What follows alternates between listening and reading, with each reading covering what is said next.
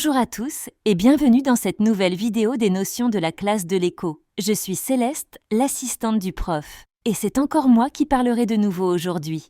Votre prof est en route avec Mike Horn vers les glaciers pour voir les conséquences de la surconsommation. Aujourd'hui, nous allons aborder un tout autre sujet des précédentes vidéos. En effet, nous avons parlé du monde économique de manière générale. On appelle cela de la macroéconomie. Désormais, nous allons parler de la microéconomie, c'est-à-dire que nous allons parler d'une seule entreprise et de son organisation interne. Nous commencerons par cette vidéo avec la structure d'une entreprise. Une entreprise est un peu comme un être vivant, dont sa longévité nécessite une bonne coordination des organes qui le composent. En effet, l'entreprise ne peut fonctionner que si les tâches à accomplir sont réparties de façon précise et si le rôle de chacun dans l'entreprise est clairement déterminé. Plus l'entreprise est importante, plus son organisation doit être structurée pour être efficace. Les nombreuses tâches réalisées par l'entreprise peuvent faire l'objet d'un regroupement selon leur objectif. Cela permet notamment d'identifier les grands organes de l'entreprise. Dans le langage économique, on appelle ces organes des fonctions. Traditionnellement, on recense 8 grandes fonctions dans l'entreprise. Nous allons passer sur chaque fonction afin de comprendre leur rôle dans l'entreprise.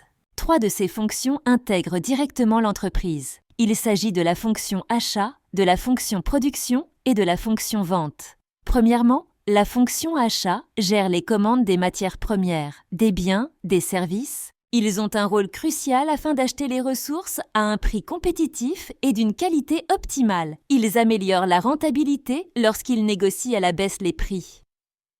Deuxièmement, la fonction production englobe l'ensemble des activités qui transforment des matières premières et composantes en produits vendus aux clients. C'est la fonction qui permet d'avoir de la compétitivité.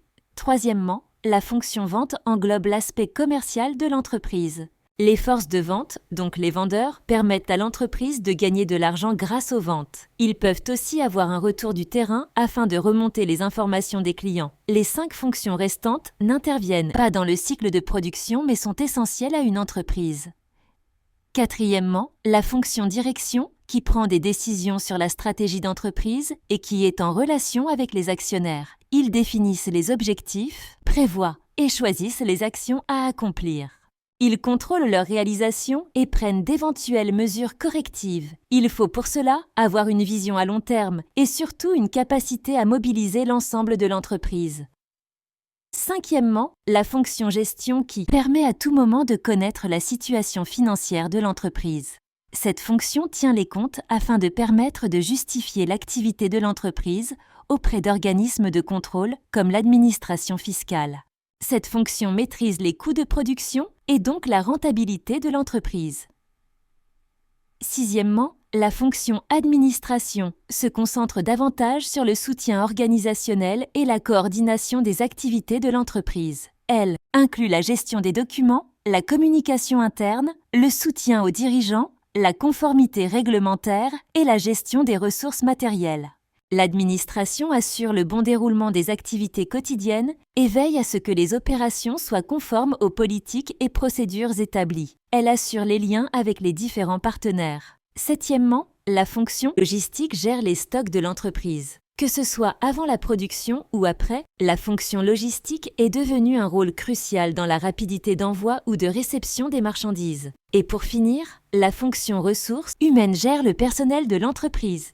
Elle doit surveiller que l'entreprise a suffisamment de salariés pour son activité et doit veiller à l'évolution des compétences des salariés, la rémunération et le bien-être. Quand une entreprise est en manque de salariés, ce sont les ressources humaines qui doivent recruter.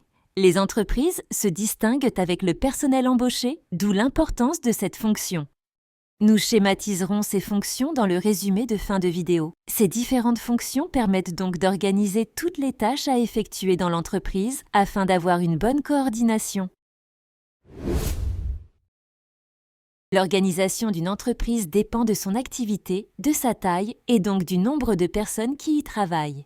Un artisan travaille généralement seul et donc gère toutes les fonctions de son entreprise. Dans une petite entreprise, une ou plusieurs personnes peuvent gérer l'intégralité des fonctions. Il est possible qu'une personne gère plusieurs fonctions en même temps. Par exemple, une personne peut gérer les ressources humaines avec la fonction Administration générale. Dans une très grande entreprise, une même fonction est gérée par plusieurs personnes. Des fonctions plus spécifiques à l'entreprise peuvent donc être représentées. Par exemple, il est possible de trouver des services marketing, environnement, relations juridiques et fiscales, recherche et développement technologique. La liste ne s'arrête pas à ces exemples. Parfois, cela peut être un labyrinthe organisationnel. C'est pour cela que l'on met en place des organigrammes. Un organigramme est un schéma d'entreprise qui permet de regrouper toute l'organisation d'une entreprise. Grâce à cet organigramme, il est possible de comprendre assez vite les relations entre les salariés ainsi que l'ordre hiérarchique et l'organisation des différents services. Un conseil, quand vous rentrez dans une entreprise, demandez un organigramme afin de pouvoir vous situer en tant que salarié et voir les relations que vous avez avec les autres services et collègues. Donc pour résumer cette vidéo, nous avons vu ce qu'est une fonction dans l'entreprise.